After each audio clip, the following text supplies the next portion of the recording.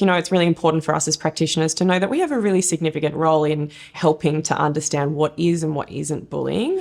And I think that that can have a really big impact on the children that we see. Welcome to the Emerging Minds podcast. Hi, I'm Nicole Rollbusch. On today's episode, I'm joined by Jessica Staniland, a clinical psychologist and the Director of Counselling and Psychological Services at Trinity Grammar School in Sydney. Jess has a wealth of experience in supporting children around various issues affecting their mental health, including bullying. This episode is part one of a two-part series on supporting the mental health of not only children who are experiencing bullying, but those who are engaging in the behaviour as well. In part one today, we'll be focusing on children who've experienced bullying and how practitioners can support their mental health. Throughout both episodes, we're going to be applying the practice discussed to a couple of case studies. So you'll hear us referring to Olivia and Sam throughout the episodes. If you'd like more information about either of these cases, please check out the online course Practice Strategies for Childhood Bullying, where these cases are both featured in more detail. And you can find that one on the Emerging Minds website. For today's episode, we'll be using the case of Olivia. Olivia is 12 years old and she lives with her mum Anna, her dad David and her 16-year-old sister Natasha. Olivia has been experiencing bullying behaviour from a few girls at her school since starting at high school this year. Things like name-calling, comments on her appearance and sharing unflattering photos on social media. So without any further delay, let's get into it. Jess, thanks for chatting with me today. It's great to have you here. I wanted to start by asking you about some of the key considerations in working with children who are experiencing bullying. What sorts of things are you thinking about when working with a child who presents with issues around bullying? I think understanding the extent of the bullying is really important. So understanding how long it's been going on, the severity of the bullying, where it's happening, whether it's, within the school setting, whether it's outside of school, whether it's cyberbullying.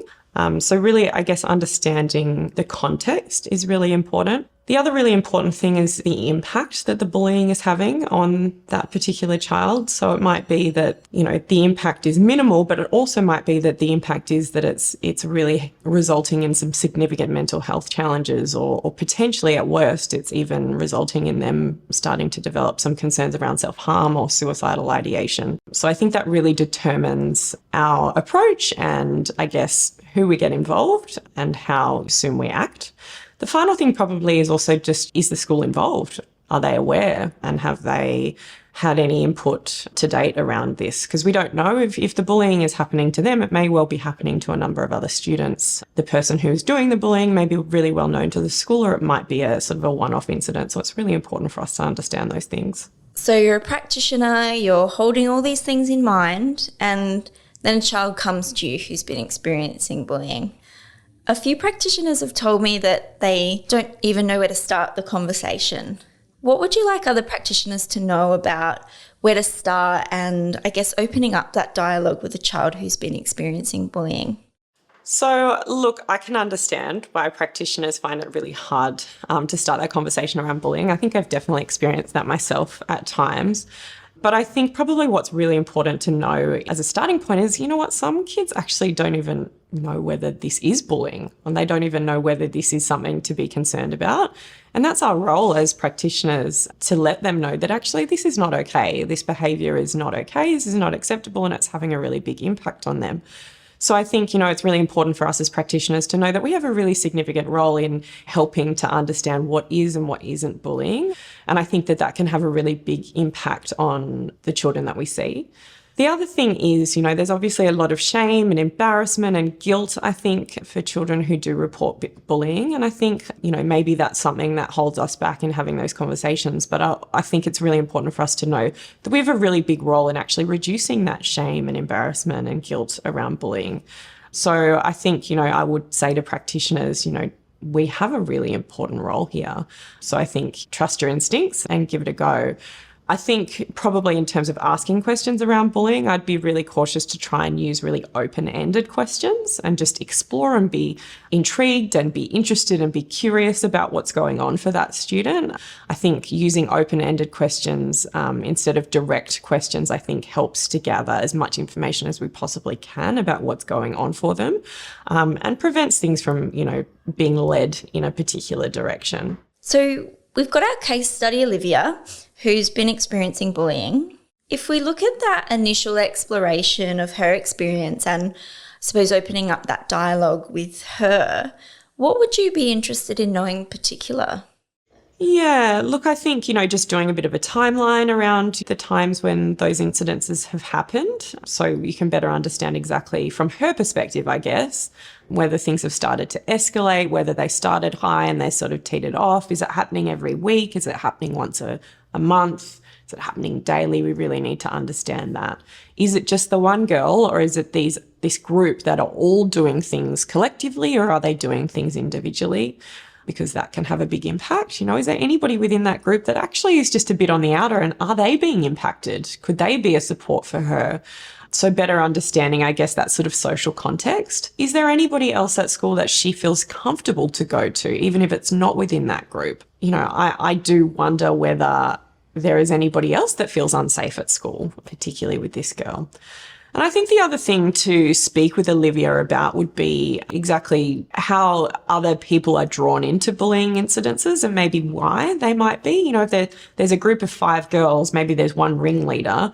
The other girls may or may not be being coerced into doing some of this bullying behaviour, and helping her to understand a little bit about maybe why that happens. I think a really important approach, and potentially we might talk about this a bit more as we go into it, is recognising as well her strengths and the protective factors and I guess the positive things in this situation. She's come from a school where she has had friends. She has friends outside of school. So she has the capacity to make friends. And this is a really unusual situation for her. This is not something she's experienced before, it doesn't sound like. So helping to draw in our approach with her, helping to draw out the positives and those protective factors. She's got a loving family. She's got a great relationship with her sister. She's got friends in external places, including nippers. So helping her to build on those things so that, if we think about the stars shining in the sky, instead of this one star just being the key focus, let's try and light up the stars around her and focus on those things. Yeah, I like that shining star metaphor.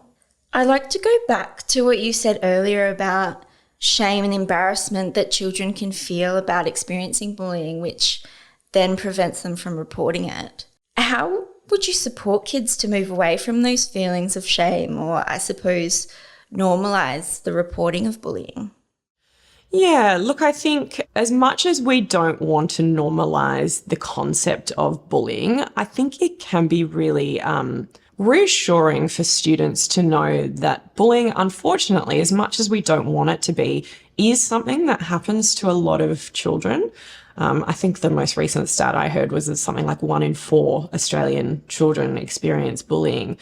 And so I think sometimes just giving a sense of, look, this is not a you thing. This unfortunately happens to so many students. This is not because of anything necessarily that you've done or the way that you are.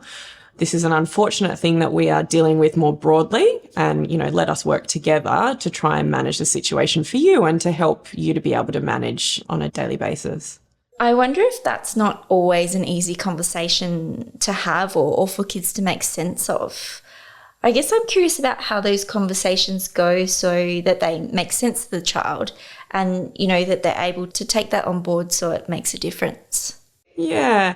Look, I think often kids who come in who've experienced bullying really have quite a lack of understanding around, bullying itself and why it happens. I think the information that we're sharing is often new information.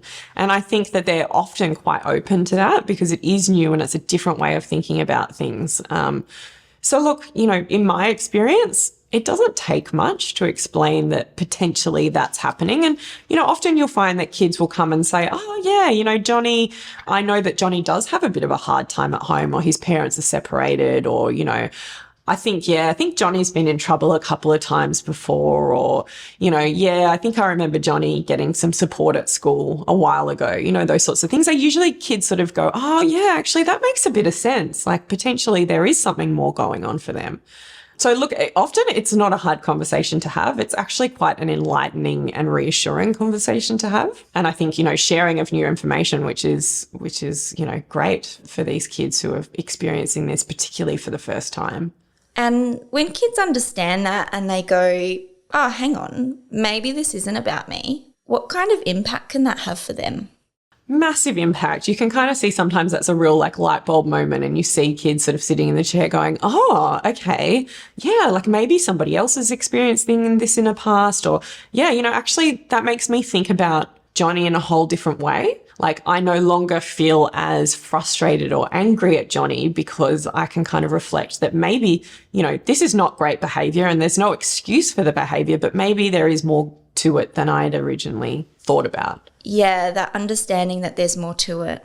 And with Olivia, obviously the comments have been about her appearance, she's being excluded and that sort of thing. How might you work with her specifically to move away from those feelings of self-blame and feeling as though it was her fault? I find when working with children who've experienced some bullying, it's really important to spend a bit of time helping them to understand actually why bullies do engage in bullying behaviour.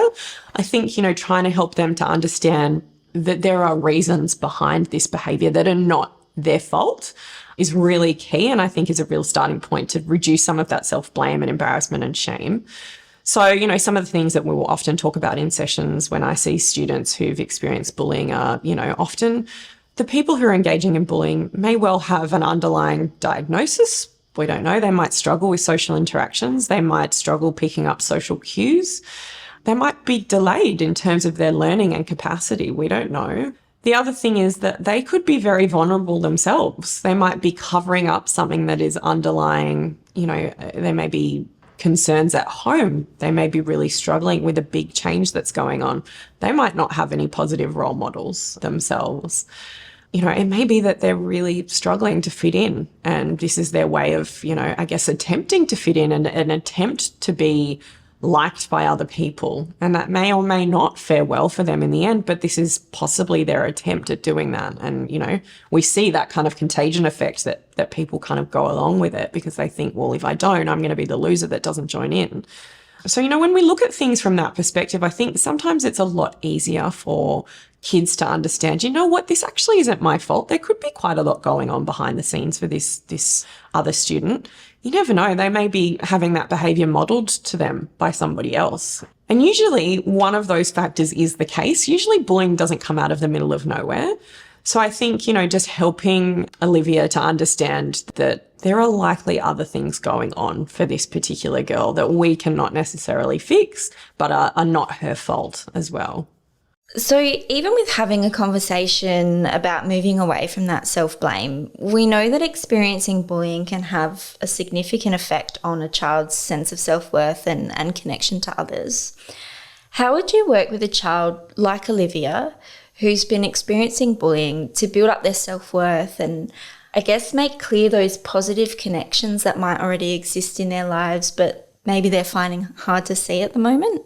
Yeah. So in terms of their connections, I think particularly with Olivia, I think she mentioned that she's good at nippers, which is really great, and she's close with her sister, so that's fantastic. So I do wonder, what's her sense of social connection at nippers? Does she feel like she's got a group of friends there that she feels good about, that she feels comfortable with, and that's giving her that sense of social connectedness? Her sister, I think, is only a few years older. So is there, anybody that she feels comfortable with in terms of her sister's group? And is there peers there that she's gotten along with in the past that she might be able to engage with? Is there anybody else at school that shares sort of similar interests to her? Is it that potentially there are groups on at recess and lunchtime that might include things like, chess or debating or Christian groups or sports groups or library groups? Are there areas that she can seek out hobbies in, which might help her to find other people who have shared interests and maybe have more shared and aligned values and ideas, I guess, around what a friendship is and what a friendship should look like. So I guess helping her to draw on her hobbies and her interests, and to seek out social opportunities through those. Understanding as well from her perspective, like what is great about her as a friend? Like what does she see as some great qualities that she has as a friend to give as well? So I think starting at that point is really nice because it sets sort of the grounding for what we're looking for. Okay, so that's the type of friend that you would like to be, or that's the type of friend that you would like. Let's explore some of the other areas in your life. Are there people there that already fit that mold around being a friend?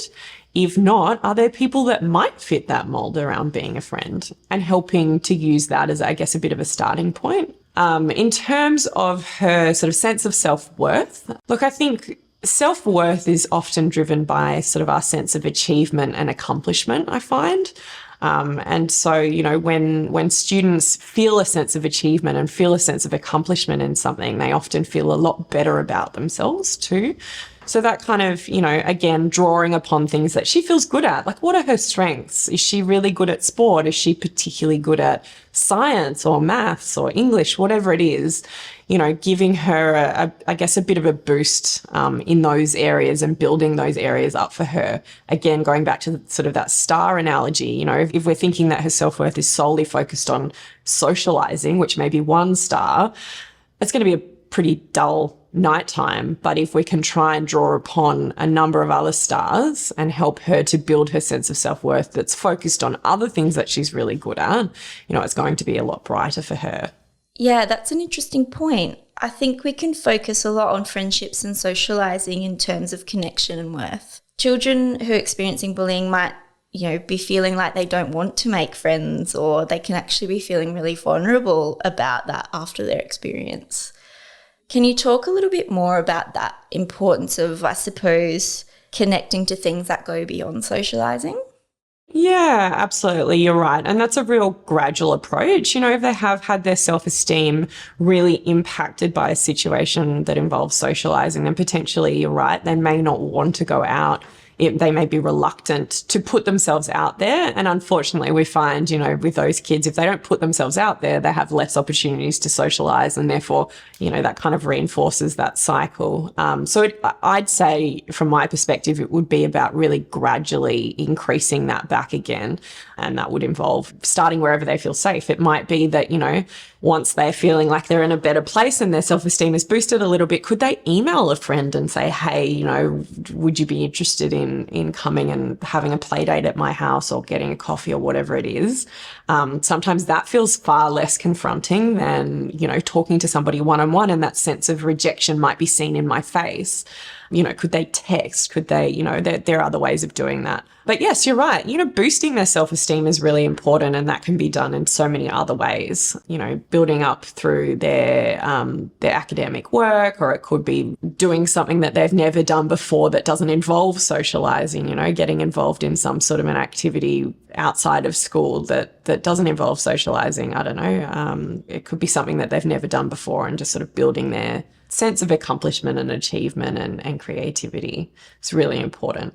I guess despite what we've just talked about, we do know that having a team of supportive people around a child is one of the most protective factors against the effects of bullying. Given that it is so important, how might you work with a child to help them decide who they'd want on their team? So I think I'd probably start from the point of, who do you feel like you can go to, that you trust, that it's okay to feel vulnerable with?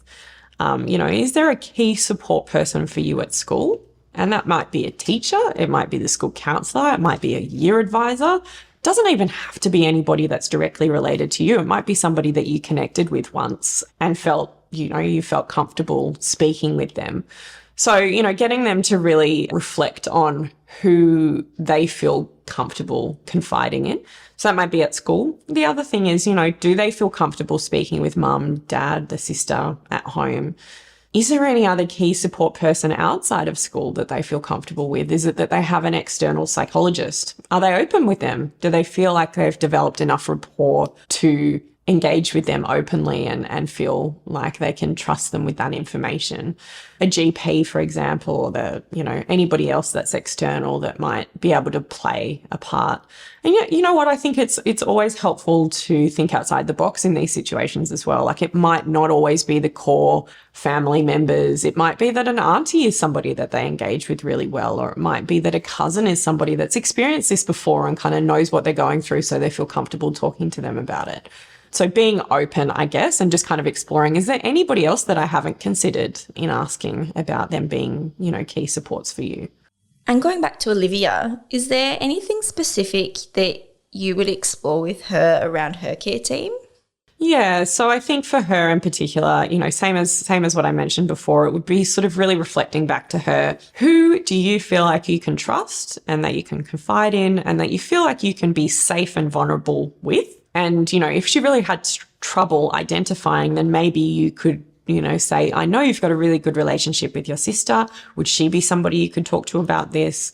I noticed that, mum and dad indicated that they have a really close relationship with you. Are they people that you feel like you could talk to? I know there's a school counsellor there. Have you seen that person before? Are they somebody that, is a safe space to go to? So I guess if she isn't able to identify herself, maybe throwing out a couple of key people that you're aware of and asking her, would they be appropriate people to go to? Would you feel comfortable going with them? Great, yeah. Because I imagine for some kids that can be quite difficult for them to identify people. Yeah, absolutely. Particularly if they feel like trust has been broken in other circumstances. It can be really, really challenging. It depends on their experience. It depends on, if they've gone to somebody before and they've been dismissive of them. So it really depends on the background and their past experiences, who they're likely to want to go to seek help in the future. We're coming to the end of our time today, but is there anything else you'd like to add for practitioners to know or consider in supporting children who've experienced bullying before we go? I think, look, the most important thing for me is, always be curious, always be open to learn more about what's going on. It often is never going to be focused just on one particular environment. It usually spreads across a number of environments. So I guess be cognizant of that and ask questions that are quite broad to try and get as much information as you possibly can.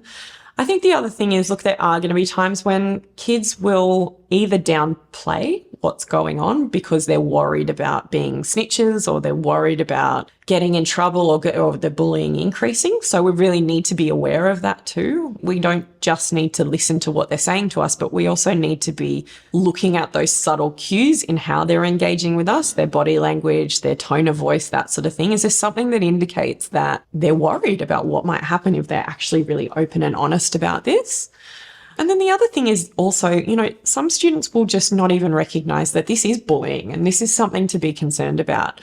So I think, remembering as a practitioner that our role is to tell them or to help them to understand what is appropriate behaviour and what isn't appropriate behaviour, and let them know what is bullying, because I think sometimes it is hard to understand. There may be subtle experiences of neglect, or there may be more subtle and less obvious situations that maybe they've just sort of let go and thought, oh, well, that's just, what happens. Sometimes they don't know that actually that can be really harmful and really damaging in the longer term. Well, thanks so much for sharing some of your practice wisdom with us, Jess. I look forward to speaking with you again for part 2 of our conversation. No worries. Bye. And thanks to our listeners as well for joining us. I hope you'll join us again for part 2 of this podcast, which will focus on supporting the mental health of children who engage in bullying behaviour. Bye for now. Visit our website at www.emergingminds.com.au to access a range of resources to assist your practice. Brought to you by the National Workforce Centre for Child Mental Health, led by Emerging Minds. The National Workforce Centre for Child Mental Health is funded by the Australian Government Department of Health under the National Support for Child and Youth Mental Health Program.